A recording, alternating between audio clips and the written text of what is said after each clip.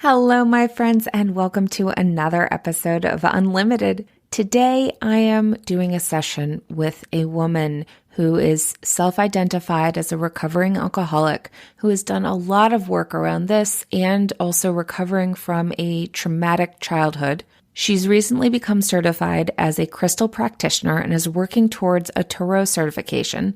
She's been at a job for years where she loves her boss, but isn't feeling very spiritually or emotionally fulfilled in the work. She feels stuck, just trying to get by and pay the rent, and is ready to do something different and start her intuitive business. Yet she's struggling with believing that she really can. She signed up for this session because she was hoping to get some clarity in how to move forward with confidence and uncover and look at some of the attitudes and beliefs that are holding her back. In this session, we engage what it means to be an expert. How much knowledge is enough knowledge?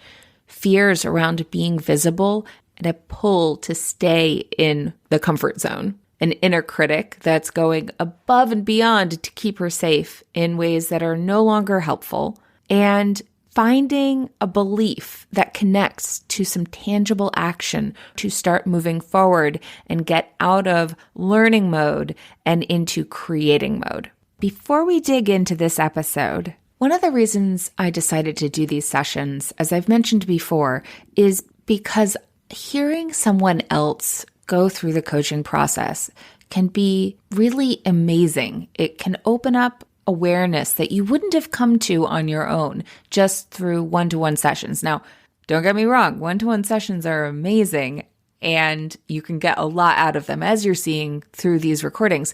However, sometimes what you're looking for is a community. And right now, community is so key.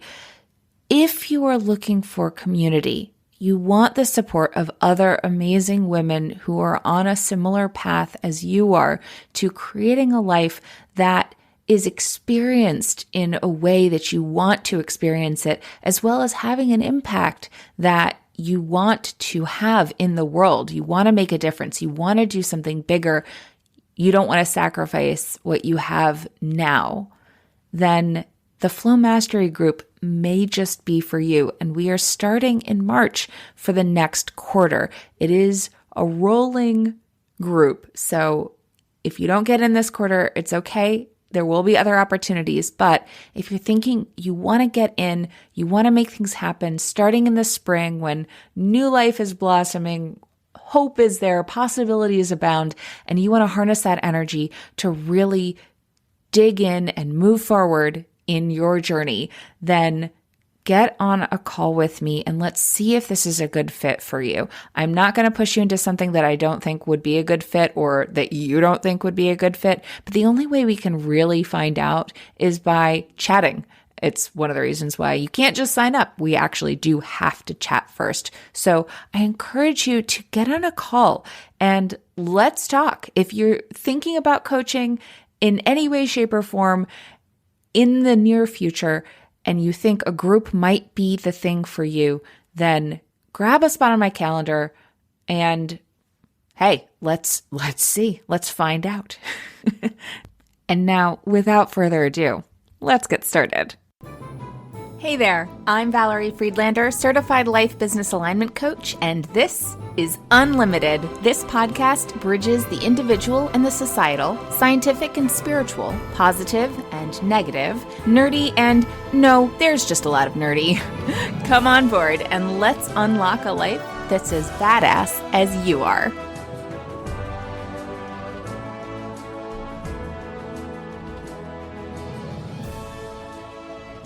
I like to start off with, at the end of this session, you would have found it successful. What would you say had happened? Honestly, I don't really know. Yeah, I'm gonna have to think about that. Like just us, kind of talking about where I am, like maybe helping me, like, maybe we've uncovered a specific belief that I did not realize that I had, or you were able to show me, like why something was false and kind of give me like some some concrete stuff to, to keep walking through that so that I can actually take action, so that I kind of know, like, give me an idea of like kind of where to start. Mm-hmm. Okay. Well, where would you like to go? I would kind of like to get out of learning mode and actually start getting into action mode. Like I just feel like I have to know a certain amount of stuff before I can really start making money doing what I love for people. But the truth is, like, there's always going to be something more to learn, like I'm never going to completely know everything about how to work with crystals, or I'm never going to know everything that there is to know about the tarot, and like I do know a lot now, and I would like to be making money helping people with that. Like I would really enjoy that. But for some reason, I feel like I can't, I want to start a business, like I can have little steps on paper, but I kind of just end up thinking about them and not actually doing them. So like I would like to go into some action, instead of just feeling like I'm always the student. Yeah, absolutely. That's something that comes up a lot for people where there's like this sense that they don't know enough to be able to help people. I'm curious within that for you, what do you believe is true about someone who is able to help people? Generally, I just tend to think that they know everything. They're like 100% accurate all the time. They have all of the certificates, and their mom did it, and their mom's mom did it, and everybody in their family. You know what I mean? Like, I really just kind of tend to envision someone who is perfect. Like, I really do. I just kind of skip over the whole part about how, like, nobody knows everything at the start. And I just really kind of tend to believe that, I just don't know enough, and they do. Like, they're just better. It's interesting. You just said that they don't know everything. And then you said at the start. So there's this underlying assumption that at some point they do know everything. And only the people who have gotten to that point are actually helpful to people. Yes. Yeah. Okay. Yeah. I would agree with that. That makes sense. That's kind of how I think about it. It's like, yeah, like there's a point that you reach. And after that point, you're good. Okay. I'm curious if you think back on someone who has helped you, someone maybe who's helped you a lot in your life. How true is it that they knew everything? Not. Okay. There's a particular lady, a friend of mine, who was kind of like my mentor, guide person. And I have watched her do things that I absolutely could not believe that she was doing and still staying alive. It's like, oh my God. And, but I hung in there with her because somehow I still figured that she knew more than me. And I knew that if she stayed alive and got through that she would just know even that much more. So it's really funny because like, I mean it, like I have just watched this lady completely change as a person and learn so much. But there were definitely times when I was totally like, what the hell is she doing? Like, she has no idea what she's doing, and she didn't. And that was okay with me, like it was. Yeah. So I'm curious within that, what qualities or characteristics or aspects about her helped you? Extremely compassionate, extremely compassionate. And, often like she totally had the humility to be like, I have no idea what I'm doing, but I know that, that if I stay sober, that I'm going to be okay. And I'm going to learn what I need to learn. Like mostly, it was just that compassion, and that genuine desire to just be helpful. Like she wasn't trying to look good or anything like that. She really genuinely wanted to be helpful. And I honestly really can't think of very much advice that she's given me that really took me wrong. And even if she did give me advice that I questioned, like I might just not necessarily follow that suggestion. or whatever. And then I would get the results of that, which sometimes it was okay. And sometimes my results were not pretty, but I think mostly just like that compassion, the complete lack of judgment. Okay. Now I'd like you to think about someone that you've paid who has helped you, and how true is it that they knew everything? Um, okay. This lady might not, in fact, know everything, but she certainly seems to. So, you know what? And that is totally my perception because when I talk to her, she tells me that I teach her things. So it just seems like she knows everything, Mhm. to me.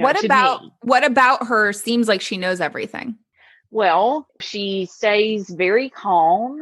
She just seems very self-possessed and dignified, and of course she's very well spoken and dresses well and has the material things and she just kind of seems very put together, polished and and she really does. She just seems like very secure in herself. Okay. So there's a confidence there that she exudes. Yes. Okay. So what about you allows you to be helped by her? Hmm. Well, the willingness to do the work she wants me to do. I am very willing to be as honest as I can be or know how to be at that time. Like I do, man, I have got willingness in spades. I will say that. Yeah. How much would you say, like if you were to put it on a scale of 1 to 10, one being not at all and 10 being 100%, how much of her ability to help you would you say is based in her? Ooh. Well, now that I think about it, maybe like 30%, just simply because she does know a lot. She knows her stuff. She knows what she's talking about. But like that really doesn't do me any good if I'm not willing to actually do anything with that. I never really thought about that. Yeah.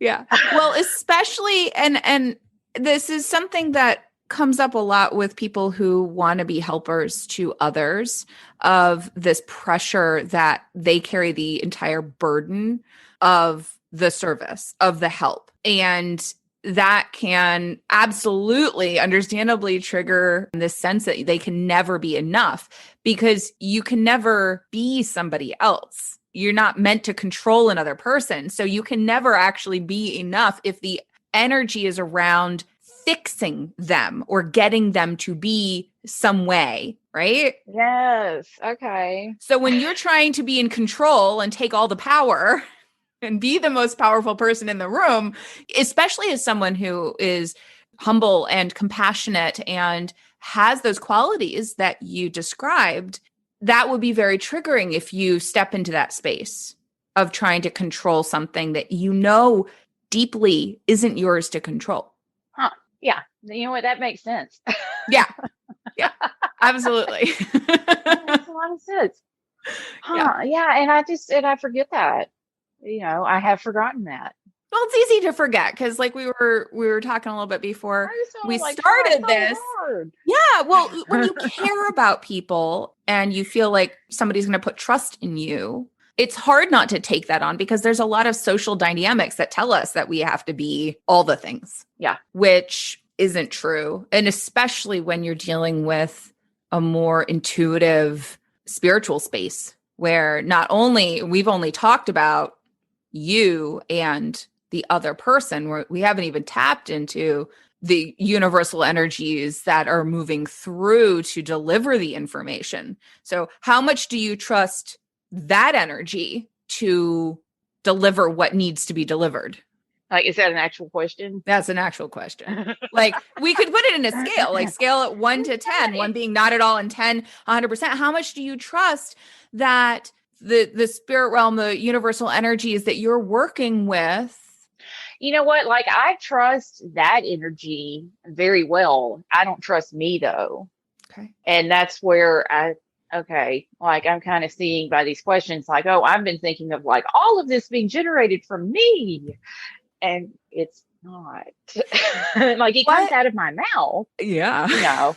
And I have like thoughts and ideas that come to me that I can express or look at or whatever. But yeah, like that's really not, yeah, that's not, and that's probably like a big part of why have felt so stuck. Hmm. Yeah, that idea. When we try and play God, then we often start feeling stuck because that deep part of you, especially the part of you that you're tapping into for the work that you want to do, knows better and is like, no, no, no, you're not.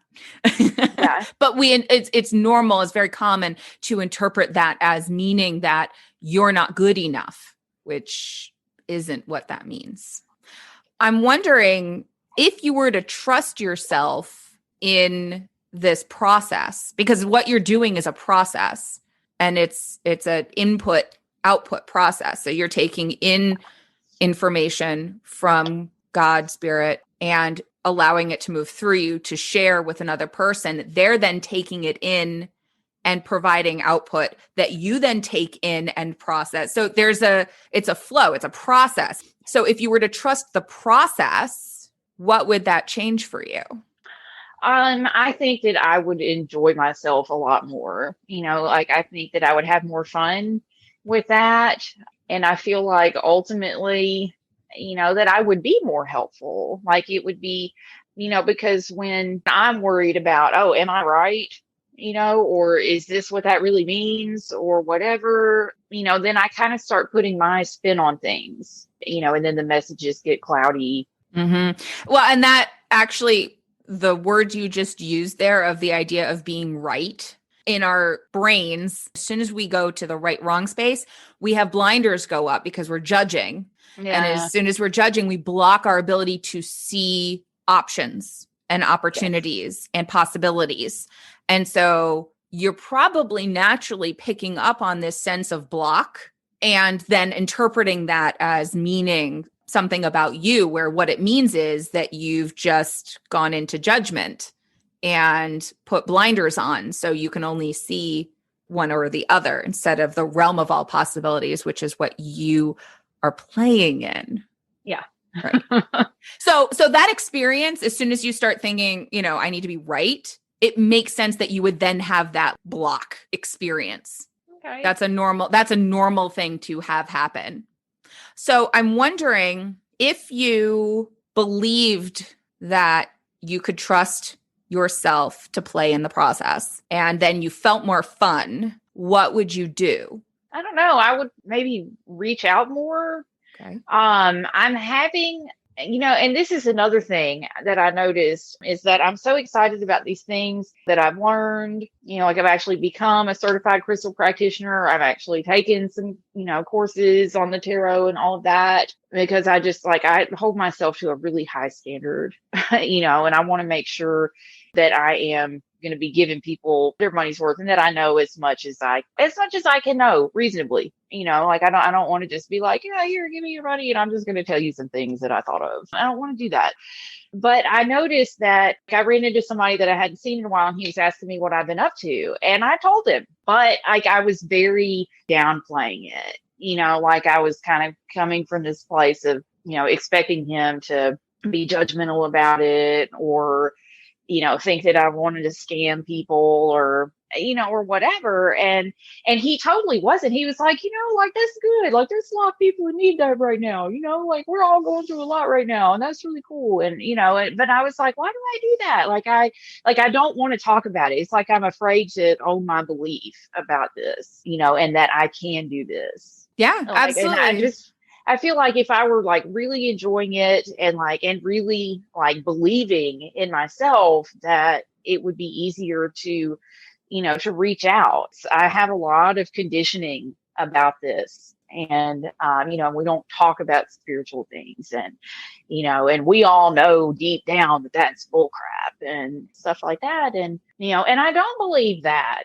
Like, I don't, like this is stuff that I do for myself. Like, this is stuff that I used and have used, and my life has changed so much for the better since I started doing these things. And I just want to share that because I think it's so cool. I really do. And I feel like if I was really, like trusting in that and believing in myself and, and having fun, that maybe some of that, like that fear and that murkiness would go away, Yeah. you know, would Yeah. go away. And it would be easier for me to, like to reach out and communicate and let people know, hey, this is what I do and this is what I'm working on. Would you be interested? Even just like putting a website up and just seeing, are people interested in this?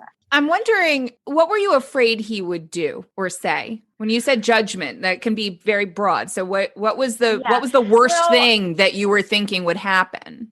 I'm waiting for somebody to call me a witch and tell me I should be burned. Like,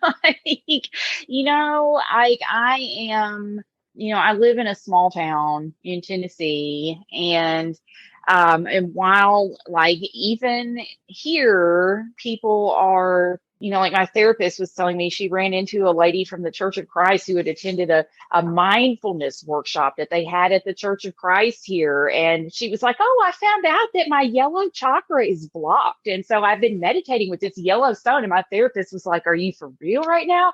So there is a lot of people getting more open minded. But, I really was afraid that he would be like, you're doing what?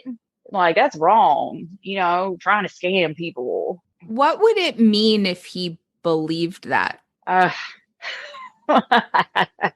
well, Valerie, it must mean that it's true. If somebody else thinks it about me, then my God, it just means that I've been blind, because I need you to tell me that I'm doing the right thing.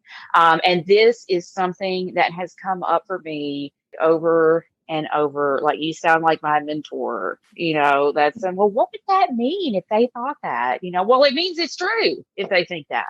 So if they think that and it's true, what does that mean about you? That I'm not good enough, that I, as a person, like, am not good. And maybe even it means that I'm not really a person. Like, I'm just this little, smudge of a mistake and I don't know anything. Okay. Well, you just hit on it there, I think. Yeah. Uh-huh. That I'm a mistake. Yeah. Yeah. And you also mentioned several times the idea of scamming people. And there is a lot of that energy out there within the what's termed wooier spaces. But for you, it hits in that I'm wrong and I'm an entire mistake because you believe this so deeply. You believe it to be true. So if you believe it to be true and it is part of who you are, then therefore you must be a mistake if it's not true. Does that sound about right? Yeah. Yeah. So how true do you think that really is? You know what? Way, way down, like there is like a part of me that is like, no, that's not true. And, and I get really angry about that, but there is still a part of me that thinks that, and these parts go to war, on a regular basis. And I think that that's where, I get into a lot of the pain that I have, is that, like, rather than the part of me that believes that that's false, like working with and trying to help the part of me that believes it's true, they just kind of tear at each other. Like, I have a really difficult time, like, integrating that. So which one do you want to be true? I would like to be like, to really believe that I am not a mistake, and that I'm not wrong always. Like, I just kind of feel, like I'm just wrong, for being here. I have finally, like, mostly quit apologizing to people for random things, and I'm so excited about that. Yay. So, and I would like to believe that, like, I really would, like, I would like to believe, that I'm right. And even if I do go a few days and, and I feel confident in my decisions and stuff, then I come right back to, oh, well, I'm being overconfident. I must be wrong because I'm being really confident. Like, oh my God. Yeah. So feeling comfortable. So actually, it sounds like that idea of not trusting yourself to be able to help someone is a defense mechanism to prevent you from being too confident, because being too confident triggers your inner critic and that voice that says that you are actually a mistake, because you're more likely to be a mistake if you're confident, if you're too confident. Yeah. So, and it's just these funny things that our brain does, where it's like the ways that it protects us from pain. It's like, let's jump through all these crazy hoops. Our inner critic voice develops to protect us. So that idea of being a mistake, being wrong, is a message that you learned because it kept you safe. If you were a mistake, then you could just hide and let other people be the experts and be right and do the things, because then you weren't in a position to be called out and seen as a mistake, that the mistake that you are. Yeah. So it's self-preservation. And it's one of those things our inner critic develops when at some point we didn't feel safe. And that was a message that would help us. It's like a guard dog. It's like our inner child puts on a boogeyman mask and goes rah at us to keep us in the corner playing small, so that we don't put ourselves in a position that we could get hurt again. Yes. So if you were hanging out with a little kid who was scared, who wanted to play, you mentioned having fun, who wanted to play and have fun with people and do things that mattered and were important, but she was scared, what would you say to her? I think I would tell her that it was okay. I would reassure her, and say that, it's okay to do that. I would be angry, but not at her. Like I would be angry at whoever made her feel that way, and I would probably just kind of encourage her, to do that. Well, go do that. It's okay. It's okay to go do that. Okay. Whatever that is, go throw the ball. Go talk to the other kids. I don't know. I didn't really like other kids. Yeah, I did not like social situations all that much. Yeah. Well, I mean, if they felt dangerous, that would also make sense. Yeah. Yeah. If they were potentially dangerous, that would be not a place that I'd want to go hang out. And it's so funny because, like, to this day, like when people get too loud, like I freak out a little bit. I remember, like, my friend, when I first started hanging out with her, and I would go over to her house and her kids would be like banging around. She had 4 kids in the house at that time, and her kids would be in the living room, like throwing stuff and whatever. And I would just like have a mini meltdown. And, like I would just, and at first she said she started to get offended one time because she was like, what's wrong with my kid? And then she realized what was happening. She was like, oh, okay. She's just freaking out a little bit, because like being loud and playing and stuff, it's like, oh my God. Shh. Yeah. It was not okay to do that at my house when I was growing up. It was not okay to play and be loud. Oof. Yeah. So that idea of having fun, because that was what she said, if you trusted the process, you would have more fun. If having fun isn't okay, naturally, every time you start getting to that place where you might actually have fun and like be able to play in the work that you want to do, your inner child with their boogie mask on, being your inner critic, is going to come out and go, you're going to get hurt. Don't do that. Who you think you are? You can't do that. People will find out that you are actually a mistake. Don't play that. You don't get to play. And all of those mean, nasty things that she's learned to say to keep you from doing something that she experienced when she was you as dangerous. Knowing that that's not who you are, that's just a message that you learned to tell yourself, and that you actually have studied, you know things, you've done things, they work, they help you, and they will help people. They may not help everybody. It may not be for everybody, but they will help somebody if you let them. Then what is the first thing that you would do to share that? Honestly, I would probably start posting on social media. Like, there are a lot of people that do that, and I watch them and I love it.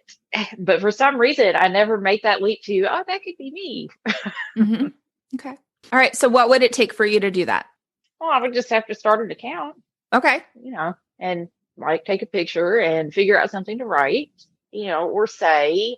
I actually, like a few weeks ago, I had started reading this book called Prosperity Consciousness by Frederick Lehrman, and I really enjoyed that book. And and he talked about, money being just another kind of energy. And he talked about, and this really resonated with me, he talked about like spending all of your money as a way to stay small.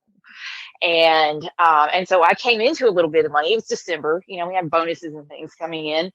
And I came into a little bit of money, and I told myself just to sit still with it for a week and like not spend anything other than like buying some food to eat and putting gas in the car. And other than that, I was not going to buy so much as a pack of dental floss, and about 3 days into this, somebody in my crystal practitioner group posted that like she had just gotten her certificate, but that she had already been working on people and she had already had 5 clients who were repeat customers and all of this. And immediately I go to like, okay, well, I need to get a room divider so I can block off that unsightly stuff in my working space. And I need to get a portable, and I need to get all of these things. And then I was like, oh, wait, and I stopped. And I thought, okay, like these are great ideas. This is not like I would just be wasting my money, but I want to spend this money because I feel small, because I feel like I need to do better, and so I stopped, and I actually like taped a little video on my phone and talked about this, for like about 10 minutes. And then I didn't like do anything with it. I let one of my friends watch it, and she was like, wow, that was actually really cool. And I'm like, I could totally put that on YouTube. Like, I really could. Yeah. I don't know. Maybe I could post my video. Okay. Me in my car with my sunglasses. Yeah. In the middle of the day. That was fun, though. Like, I really did enjoy that.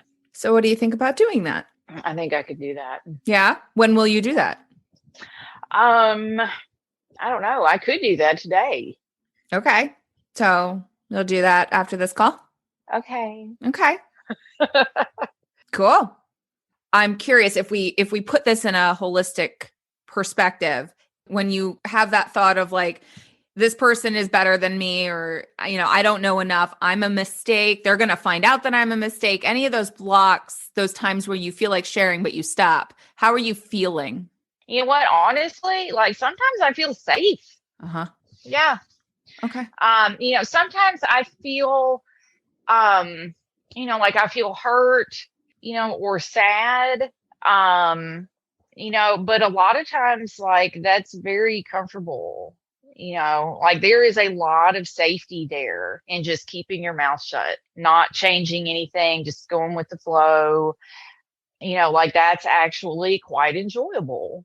Yeah. So when you feel, I'm a mistake, or they're going to find out I'm a mistake, so you feel safe when you're, and because you don't share. Well, usually like I'm feeling a lot of fear in the beginning, but then like making the decision to just, to keep my mouth shut, my head down, and, pretend like this isn't happening. Like that's where the safe feeling comes in. Yeah. Okay. That's So the where, I'm like, a mistake goes to fear, triggers fear. And then you don't share, which then you feel safe, which then tells your brain that you were right to not share because you stayed safe. And thus you must be a mistake. So we've reaffirmed that belief. How would you like to feel when you're talking about sharing something? I would like to feel like safe in that.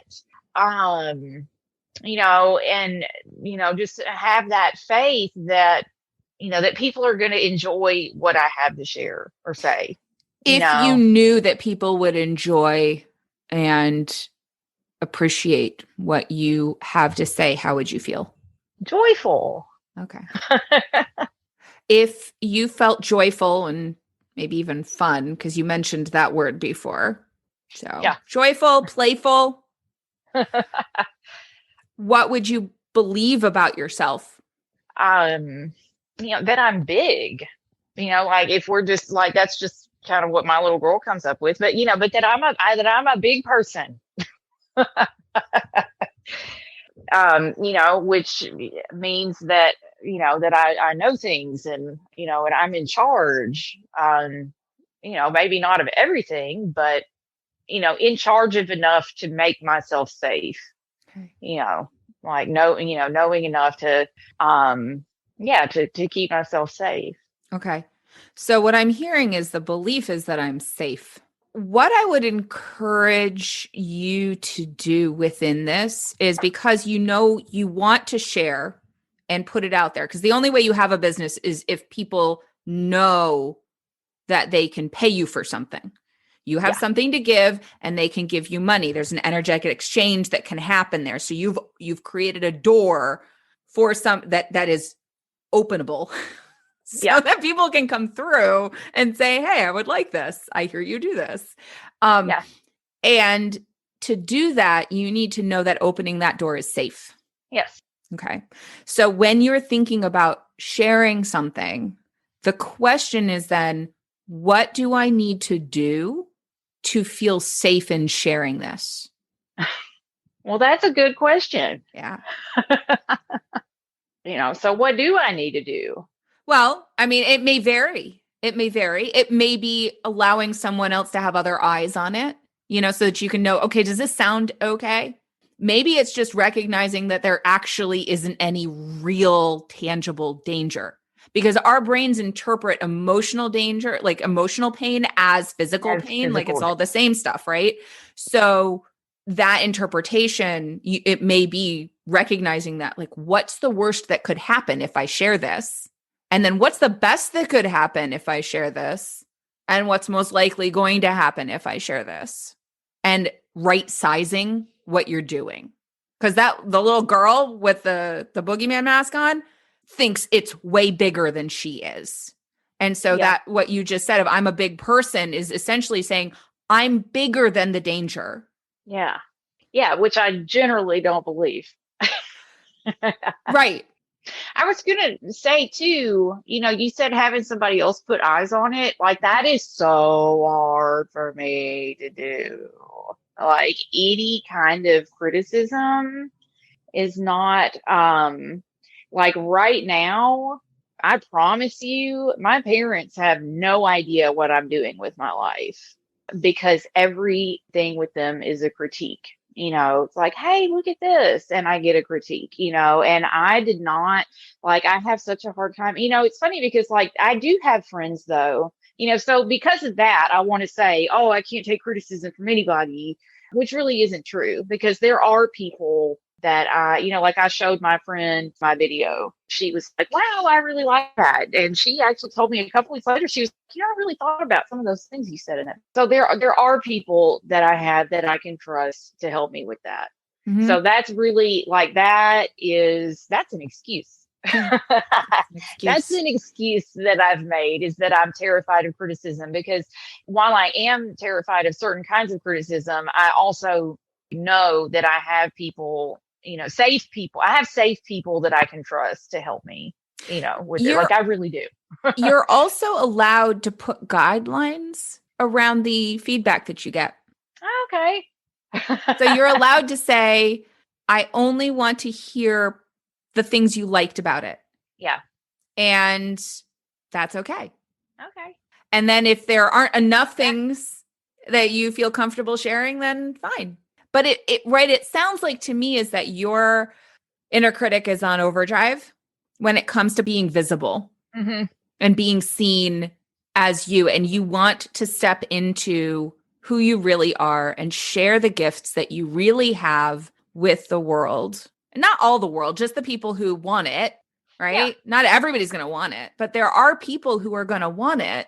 And so you would like to be able to share it with those people so that you can live in your gifts and who Yeah. you really are, instead of hiding that person. Yeah. So that's going to take you helping that inner critic, that little girl, know that you are the adult here. She is not the adult. She's been of great service to you. She has worked her butt off to keep you safe. And you can have gratitude for her for doing that, because she cares a whole heck of a lot about you, because she really wants you to be safe. And you get to let her know that she doesn't need to do that anymore because you are an adult now. Aw. And you can keep her safe now. Being able to do that, you get to discern the stepping stones. You don't have to put yourself like way out there. You can take baby steps, first letting somebody that you trust, that you said, hey, I only want to hear what you liked or whatever, those boundaries. Start there. You've already done that with this particular video. You had a friend look at it. She loved it. She's given you compliments about it. You know that at least one person has found value in that video. You found value in the experience of it. One other person has found value. Most of us aren't that different from each other. Therefore, if one person found value, there are going to be other people who will find value. That's just statistics. So you've done the baby steps to it. So the next baby step is putting it on social and seeing what happens. Yeah. And you can always take it off. Yeah. All right. So how do you feel? How safe do you feel in doing that? I think if I overthink it, probably not very, but like right now, it really doesn't seem that scary. Like, I mean, I know how to upload a video. I know how to first, I'll tell you what I do first is like make my account not private. Yeah. So that people can actually see it. Yeah. Okay. Sounds good. So those are taking baby steps and slowly teaching your inner critic that you are the adult. And then when something happens, being able to go, okay, that hurt, but I'm okay. See, I am an adult. Yeah. Oh my gosh. Yeah. Okay. So you're gonna go share that video and see what happens. Yes. Awesome. Yay. I would love to hear how it goes. Okay. I will let you know. Sweet. And I am excited to report that she did share that video and several more since then. If any of this resonated for you and you would like to take it further and explore working together, then grab a spot on my calendar for us to chat. What we will do is explore what you're looking for, how I might be of support, and answer any questions you might have about what it would look like for us to work together. Also, a reminder that my Flow Mastery group is open for enrollment right now, but only for the next 2 weeks, and there are spots available. So if being part of a group of like-minded women supporting you along your journey, along with one-to-one coaching from me, is appealing to you, then definitely don't wait. Grab a spot on my calendar. I would love to see if it's a good fit for you. Talk to y'all next time. Thanks for listening. I so appreciate you being here. If you got something out of today's episode, please share it. Leave me a review, take a screenshot, and post it on social with a shout out to me. Send it to a friend or, all of the above. Want to hang out more? Join me on Instagram. Or better yet, get on my mailing list to make sure you don't miss out on anything. And remember, your possibilities are as unlimited as you are. Allow yourself to shine, my friend. The world needs your light. See you next time.